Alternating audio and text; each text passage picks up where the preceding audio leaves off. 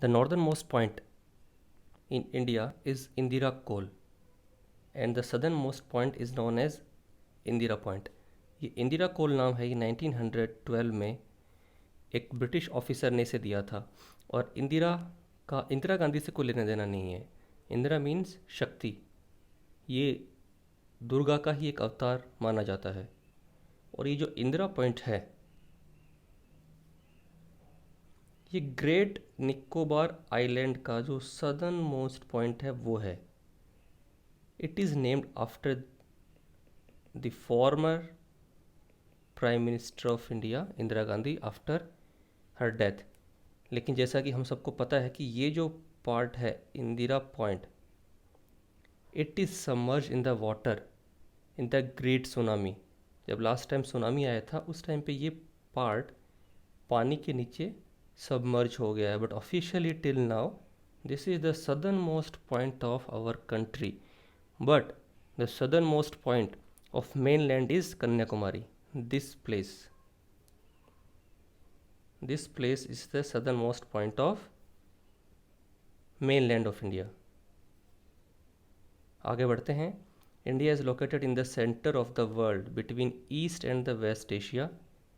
The routes across the Indian Ocean which connect the countries of Europe in the west and the countries of East Asia provide a strategic central location to India.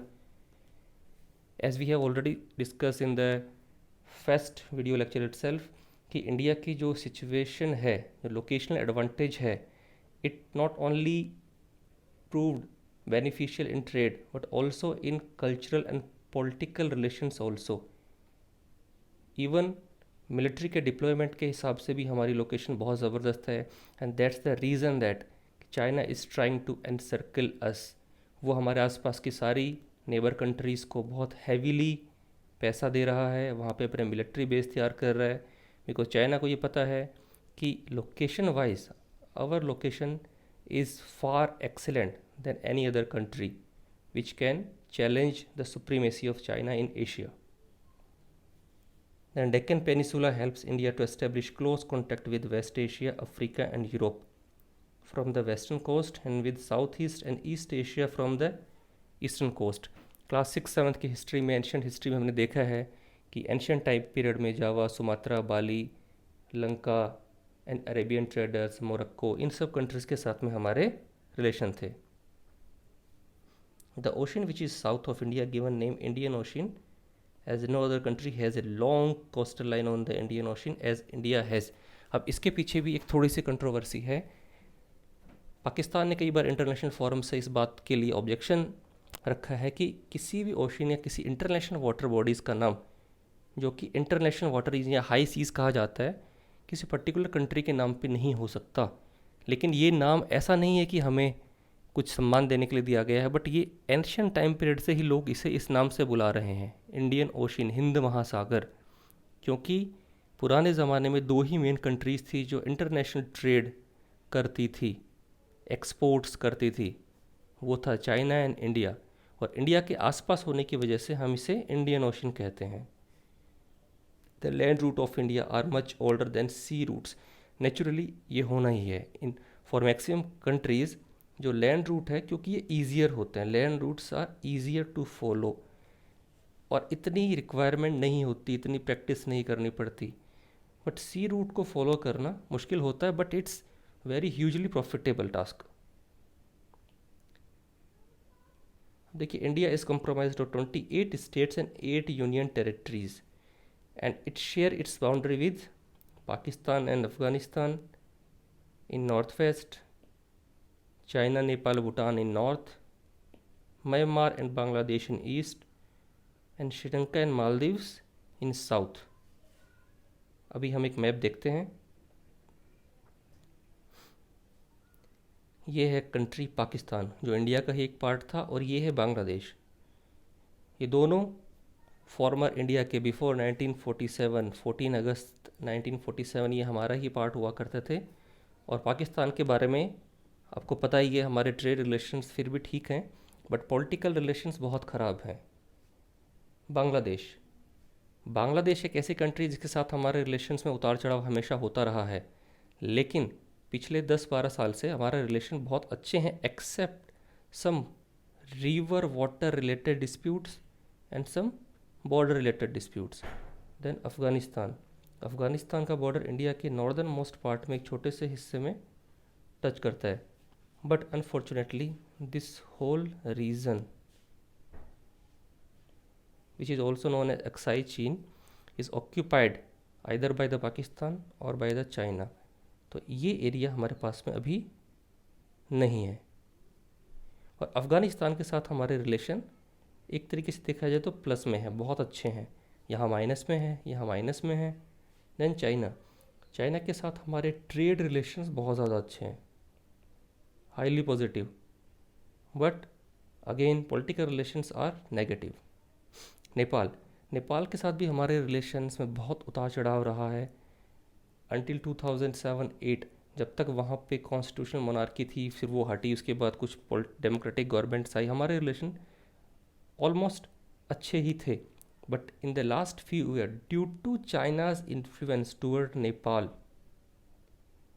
China का influence Nepal पे बढ़ रहा है। Even China ने announce किया था कि वो हिमालयन माउंटेन के नीचे से टनल्स बना के डायरेक्टली बुलेट ट्रेन से कनेक्ट करेंगे नेपाल को।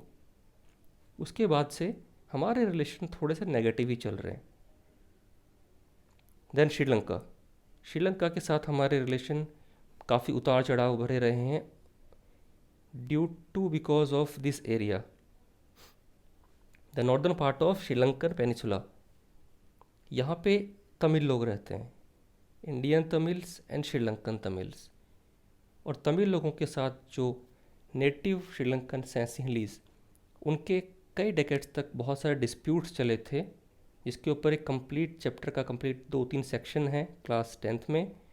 तो इनके साथ हमारे रिलेशन बीच में बहुत ख़राब हो गए थे, बट अगेन पिछले कुछ सालों में हमारे रिलेशन काफ़ी पॉजिटिव होते जा रहे हैं। एंड मालदीव, इनके साथ मोर और लेस हमारे रिलेशन पॉजिटिव ही रहे हैं। बीच में कुछ टाइम ऐसा निकला जब वहाँ पे डेमोक्रेटिक गवर्नमेंट नहीं थी, कोई डिक्टेटर वहाँ रूल कर रहा था, उस समय हमारे रिलेशंस थोड़े ख़राब हो गए। तो ये देखिए, हमारी कंट्री के नेबर्स हमारे पास बहुत ज़्यादा हैं, but due to the difference in political ideology और due to the non democratic type of setups, हमारे रिलेशन इतने उतार चढ़ाव भरे रहे हैं। देखिए अब म्यांमार के साथ हमारा एक्टिव रिलेशन बहुत कम है। ये एक तरीके से आप न्यूट्रल टाइप कह सकते हो, लेकिन पिछले कुछ टाइम से इंडिया ने हैवीली इन्वेस्ट किया है म्यांमार में, स्पेशली वहाँ के पोर्ट्स और हाईवेज़ बनाने के लिए। तो इनके साथ भी हमारा रिलेशन धीरे धीरे अभी इम्प्रूव हो रहा है। द सदर मोस्ट पॉइंट ऑफ इंडिया, ये हमने ऑलरेडी डिस्कस कर चुके हैं। इंदिरा पॉइंट जो सबमर्ज हो गया है 2004 की सुनामी के बाद। अब एक बहुत ही अच्छा fact about the Suez canal. Suez canal बनने की वजह से क्या हुआ, देखिए सुएज़ कैनाल की पहले हम एक फ़ोटो देखते हैं। This is the real image of Suez canal. अगर सुएज़ कैनाल नहीं होता तो हमें यहाँ से ट्रैवल करके यूरोप जाने के लिए ऑलमोस्ट 1800 किलोमीटर्स ट्रैवल करना पड़ता। लेकिन only due to this Suez canal. Suez canal आखिर है क्या? कुछ भी नहीं है। देखिए आपको साफ क्लियर दिख रहा है, ये मैन मेड कैनाल है, ये नेचुरल कैनाल नहीं है, मैन मेड है। तो यहाँ से इस एरिया से, इजिप्ट के इस एरिया से हमने इसको कट किया ज़मीन को, तो जितने भी एशियन ट्रेडर्स हैं उनके लिए एक शॉर्ट रूट, शॉर्टकट खुल गया यहाँ से। और पहले जहाँ ऑलमोस्ट 20,000 किलोमीटर ट्रैवल करना पड़ता था, वहीं अब 11,600 किलोमीटर ट्रैवल करने से काम बन जा रहा है। तो सुएज़ कैनाल की वजह से हमारे 7-8,000 किलोमीटर्स कम हो गए हैं और टाइम भी कम हो गया है। देन एक और फैक्ट है, बिफोर 1947 इंडिया में 2 टाइप्स ऑफ स्टेट्स थे, प्रिंसली स्टेट्स एंड प्रोविंसेस। ये हम क्लास 8th में पढ़ चुके हैं। अभी प्रोविंसेस क्या थे? Provinces which were directly ruled by British officials and princely states which were ruled by local heredity rulers. अब देखिए दोबारा से हम एक इंडिया का मैप देख लेते हैं, और ये जो हमारे आइलैंड्स हैं और ये आइलैंड्स हैं, इनमें बेसिक डिफरेंस है। Andaman Nicobar island, according to many geologist, ये जो हिमालयन माउंटेन रेंज है इसी का एक वाटर सबमर्ज्ड पार्ट है अंडमान निकोबार आइलैंड।